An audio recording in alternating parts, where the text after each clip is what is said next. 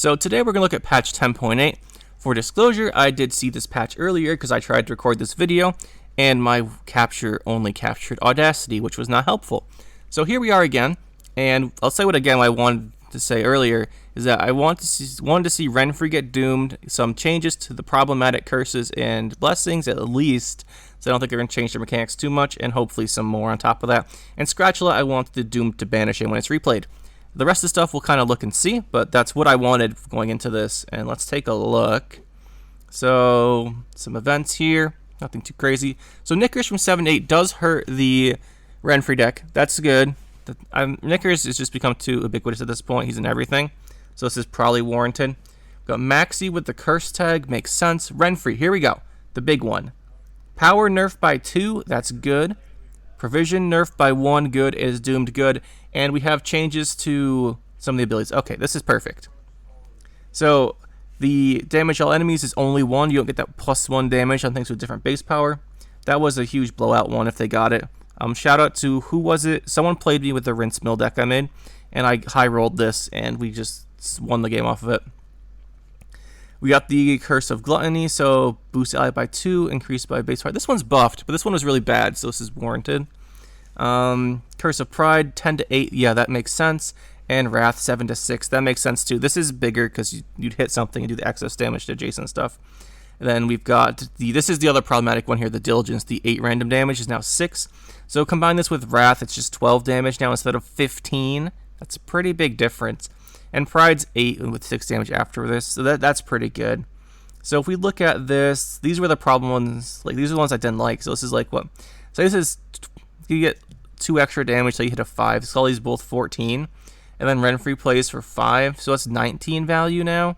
That's much more fair than before, right? If you got those same things before, this would be 7, hit a 5, so you do 5 and 9, 17, and 24. So that's a pretty big change. That's good. And then the carryover is 5 to 4. That's fair.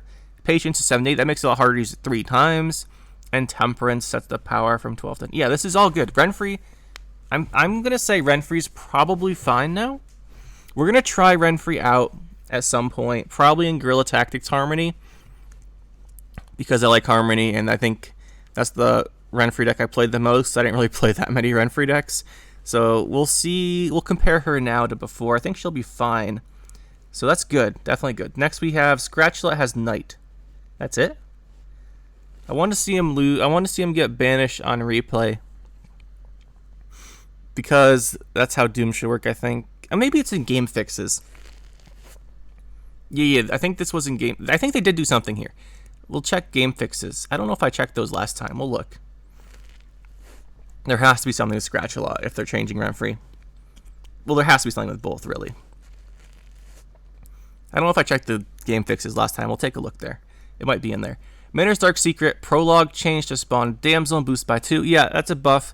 It's warranted. The Manor's Dark Secret is probably the worst scenario, at least of the new ones, so good to see that changed. Bjorn and Corsair both got nerfed. Bjorn got a double nerf, an armor nerf, and a power nerf. The armor is not so big a deal because you usually run him in Onslaught and he gets like 10 armor anyway, but the power nerf is going to make a difference. You're going to have that brand if you want the same power as before, and yeah, Bjorn was just too good, I think. So it's fine. And Deranged Corsair, when this thing came out, I said it was nuts. Turns out it is nuts. What a surprise. But yeah, nerfed there. It's pretty good. And we've got the Knighthood change. I like this one. We'll go through it real quick here. It's from 5 to 10 provisions. It's got a new ability. Play a knight from your deck and boost by 1 for each knight you control. It's got really good synergy. It can play the golden knights. Knights can have a problem because you usually want to do a scenario with the Damsel in Distress, like around with that when it's got a whole bunch of points, and sometimes you don't have your big cards. Like you usually want, well, you pretty much always want the Maiden Shield there, just because it triggers Grace so many times, and the Grace boosts from the scenario are what make that good. Because without the Grace boost from the scenario, Maiden Shield's a lot worse, but with them, you actually want it, and Knighthood can help you find it, so that's good. And the boost synergizes with all of the Grace stuff, so this is really good. I like this. Also really like this. Cintron Knight no longer has melee row deployment. For the deploy, this was so annoying in Knights because you'd run Redanian Knight ranged, right? Because it's a really good 4. In Knights, you'd put it ranged, and then you'd want to use the Grace from the Redanian Knight and the Cintron Knights with the boost from the Damsel in Distress, but they play in opposite rows, and that was so annoying because you had to work around with it. It almost made Sentry Knight not even worth running, just because you were going to run Radiant Knight, and the Sentry Knight was worse. So you were stuck with, well, do I even play this thing? And now it's much better. Quite like this. Scoia'tael, secondary categories to a lot of units. This is good for Harmony. This is a Harmony buff for the scenario. It's worth pointing out with Renfri much worse now, that Heatwave's going to be back everywhere. If people won't be all Renfri decks, or was it 69%, 70% of the decks were Renfri decks. Now you won't have that being the case, so Heatwave will be a lot more of a problem.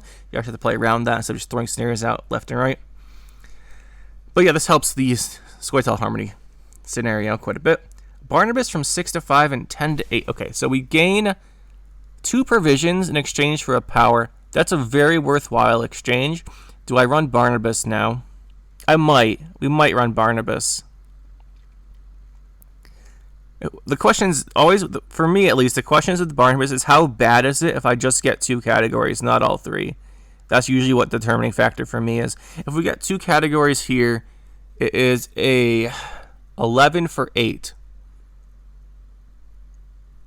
I can take that. I think we'll try Barnabas out. That's not bad. The 3 categories still good though. Monroe nerf. Okay, here's the big one for Scoia'tael at least. So armor from 1 to 0, and Zoltan Warrior, by the way, got the same treatment here, 1 to 0. So they have no base armor unless you are playing Mahakam Forge, which makes sense. So no base armor. So Zoltan Warrior doesn't get the barricade. And we've got cooldown 2 instead of charges on Monroe. This is a huge nerf to Monroe. And it's cooldown 2 unless you've barricade cooldown 1. So for the barricade, you're probably going to get the barricade at least the first time, because you're going to spawn the tokens with the Dwarven Chariot, usually, and then you'll put an armor on him and do cooldown 1. But if you can now kill the Monroe and remove the value, because before they just get like 2 at like 1 charge left over and immediately start pinging. Not only transform 1, you can remove it. It's much worse, and this is good. But if you ping the armor off, then it's cooldown 2. Or if they make the tokens with Zoltan Warrior, not the Chariot, they'll just have that cooldown 2. This is a big nerf, probably warranted, just because of how much you saw the dwarves. So the Mysteries of Lock Fan got 15 to 14 provisions. Yeah, I think all of the 15 provision scenarios got changed to 14 here. That's fine.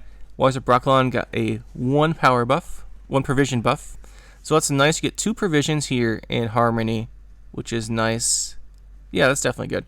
And we have the change to Weeping Willow. It's melee. It used to be shield, which was arguably useless. Completely useless. Now we have boost by number of unique primary categories among our units. This is much better for Harmony. You can play him as a finisher or an engine if you don't have the poison. So much better. I think we'll be running him now at last. You mentioned the Zoltan Warrior change. Dryad Ranger has... So there's 2. There's a really good thing here and a bad thing. The really good thing is, with Dryad Ranger, they split the abilities to melee and range, just like I said they should in that video I made about Dryad Ranger like a couple months ago. This was, yeah, I think some people agreed with me. This makes a lot of sense, because having the poison and damage on the same ability is completely useless, because one of them's not going to do anything. So they split them into melee is 2 damage, ranged is poison, which is something I said they should do. However, I said they should also increase the base power or decrease the provisions, because the card is just bad nowadays. And they didn't do those things. So while they did change it in the way I wanted them to, it's actually a nerf. Because prior to this, if you had you 2 damage and poison, you'd like put out the 2 damage for value and there'd be a poison. Sometimes they'd play Mata and you'd draw a poison card you didn't have before and you could finish off the unit.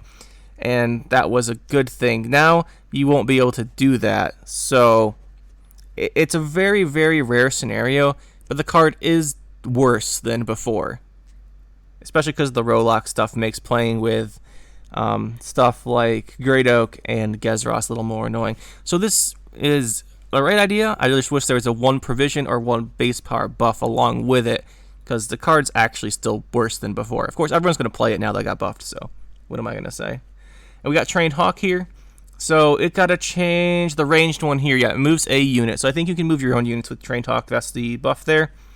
It's nice, but Harmony doesn't play that much Rolock stuff. It does help with Great Oak and stuff like that, though, so it's not terrible. And it's a nice change there, because I like having the ability to move my own units. Eternal Eclipse got a provision buff, and so did Deacon. So you get 3 provisions in the Cultist deck.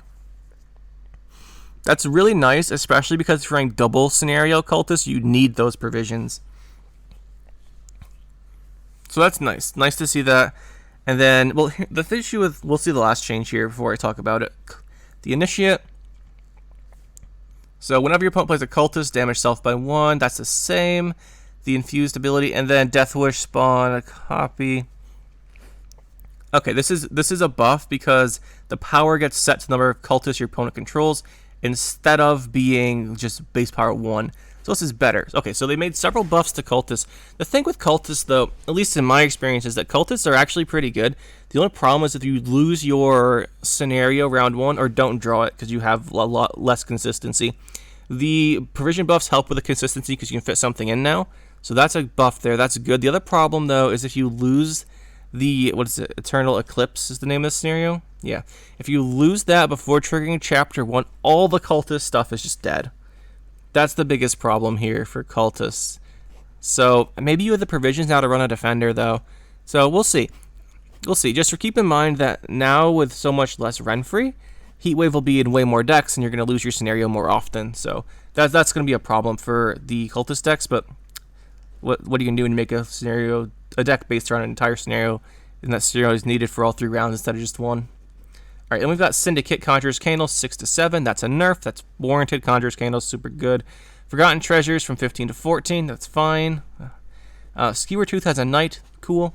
And then Failed Experiment, cooldown 1 to 3. 3 is pretty long. But this is definitely good, because if you were playing against any of the poison decks in Syndicate, especially the Golden Necker one, if they got this thing out behind a Defender, you're just sitting there, and every card you play gets poisoned every turn, and it's super annoying. So at least now there'll be a little bit of a time around that, and you can play around it instead of knowing the next card you play every turn dies. And Treasure Huntress Horde from 7 to 9, that's good too. Her 7 one, well, it was fine. It's now 7 with the leader reduction on the Horde. So yeah, that's fine. She was in way too many good decks with like townsfolk and such. Okay, so now look at the game fixes. I didn't look at these before, I don't think, because usually I skip over these. But we're looking for something for Scoia'tael in here. Most of these are like minor bugs or stuff.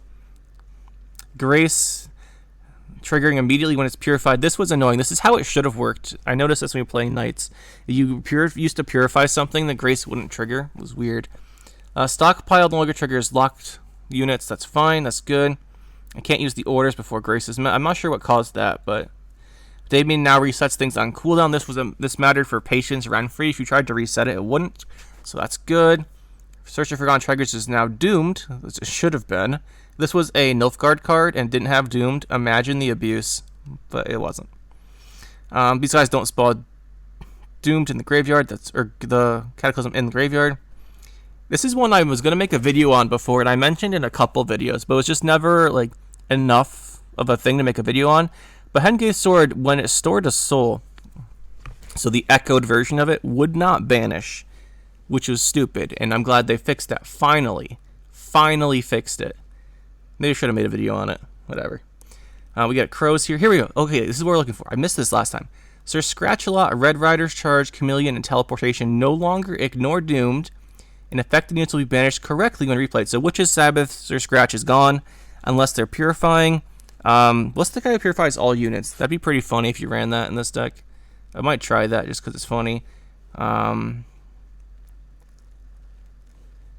Okay, good. This is how it should be. That's a nerf there. That's fine. Anything else here interesting? Weavis Incantation got something. Triggers Death Wish before Giant Toad. I mentioned this in the Death Wish decks. This is really annoying because you want to run Toad because it's basically a leader charge for the Overwhelming Hunger. But if you have Weavis Incantation out, the code would consume the card and you wouldn't get the Death Wish from the Incantation. Now you do, so that's a nice buff there. That's good. Practitioner shows the cards it displays. I like that. That's quite helpful.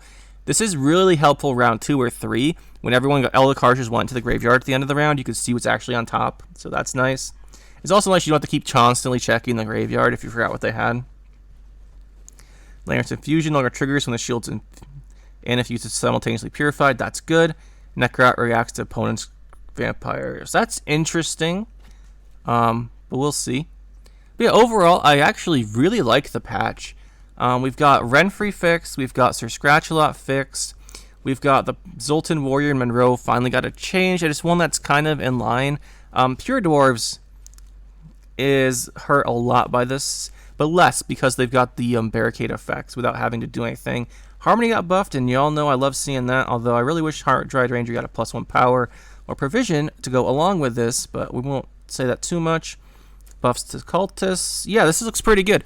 Excited to see this and try this out. And I'll see you guys when we start making decks again.